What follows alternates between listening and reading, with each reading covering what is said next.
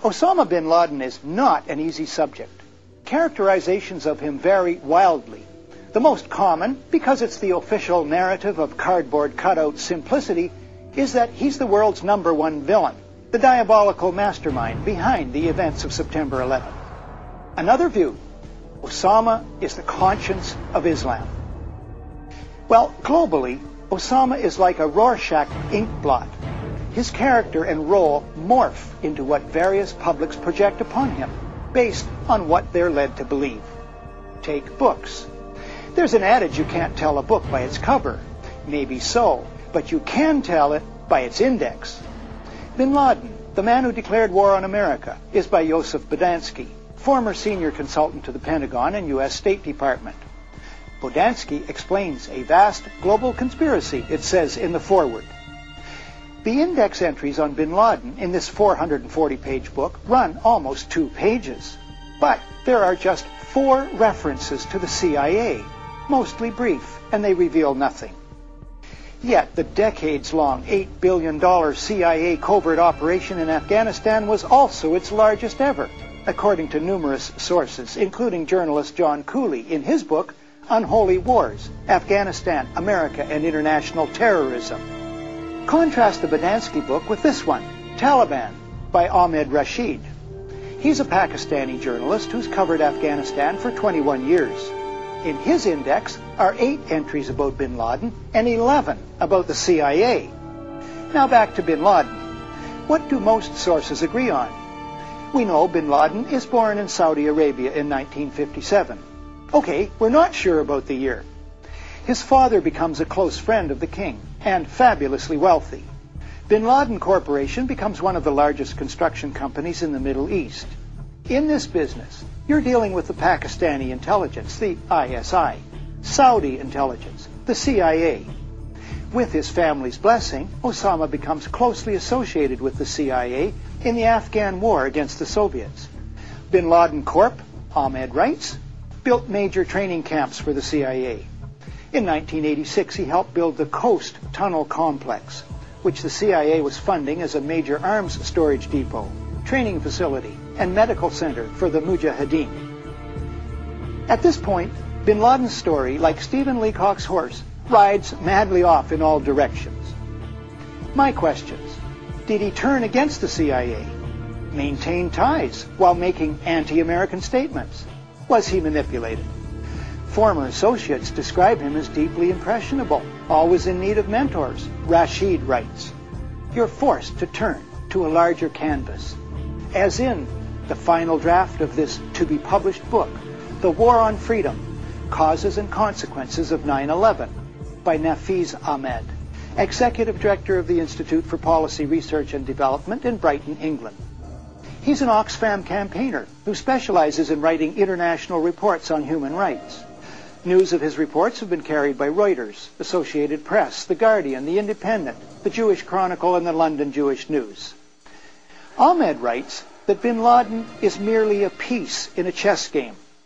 The stakes of the game are the last of the world's oil reserves and the Bush administration's consolidation of power to pursue a drastic, unlimited militarization of foreign policy on a massive and unprecedented scale required by long-standing elite planning while crushing domestic dissent and criminalizing legitimate protest.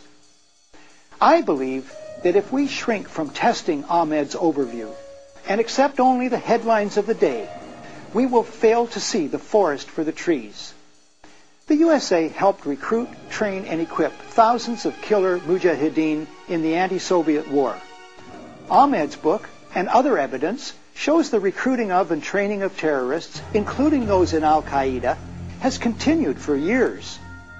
The White House went underground with this aid. This is detailed in the 1993 book, The Outlaw Bank, A Wild Ride into the Secret Heart of BCCI. BCCI stands for Bank of Credit and Commerce International. It collapsed after exposure of its massive fraud and corruption. The book's authors are Jonathan Beatty and S.C. Gwynn. Beatty was an investigative reporter and senior correspondent for Time magazine. Gwynn, Time's economics editor and author of Selling Money. Further evidence of the long and deep involvement of the CIA in terrorism is found in the 1987 book, Crimes of Patriots, A True Tale of Dope, Dirty Money, and the CIA, by Jonathan Whitney. Whitney, at the time, had been a Wall Street Journal reporter for 16 years. He wrote that neither the director of the CIA nor the deputy director had, in his career, shown any reluctance to shed American or foreign blood in covert military operations. The book details how some of the biggest names in American defense and intelligence were involved in an operation that promoted the dope trade, tax evasion, and gun running. Michael Springman is a Washington lawyer. He worked for the U.S. State Department's Foreign Service for 20 years. He spent 2 years as chief of the visa section at the U.S. consulate in Jeddah, Saudi Arabia. He says superiors repeatedly ordered him to issue visas to unqualified applicants. It was illegal. He protested. He's just written this article in the reputable Covert Action Quarterly of Washington, D.C., and was interviewed by the CBC radio program Dispatches. I had not been protesting fraud. What I was protesting was, in reality, an effort to bring recruits, rounded up by the agency and Osama bin Laden, to the U.S. for terrorist training by the CIA. He details numerous cases.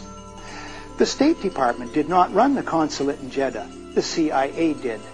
Of the roughly 20 Washington Dispatch staff there, I know for a certainty that only 3 people, including myself, had no ties, either professional or familial, to any of the U.S. intelligence services. Now, what bugs me to no end is that mainstream media journalists function as if these books, written by the most professional in their own ranks, they function as if these books don't exist. Fellow journalists, the dots exist. For goodness sakes, connect them while you can. There are plenty of what we call in the news business pegs, solid current evidence, new dots. But these dots, past and present, are never connected.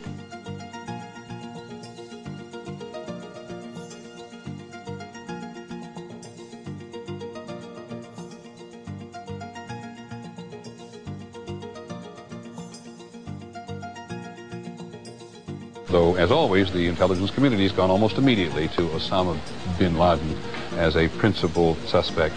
And we don't yet know why they have done that, but it seems to be something of a tradition.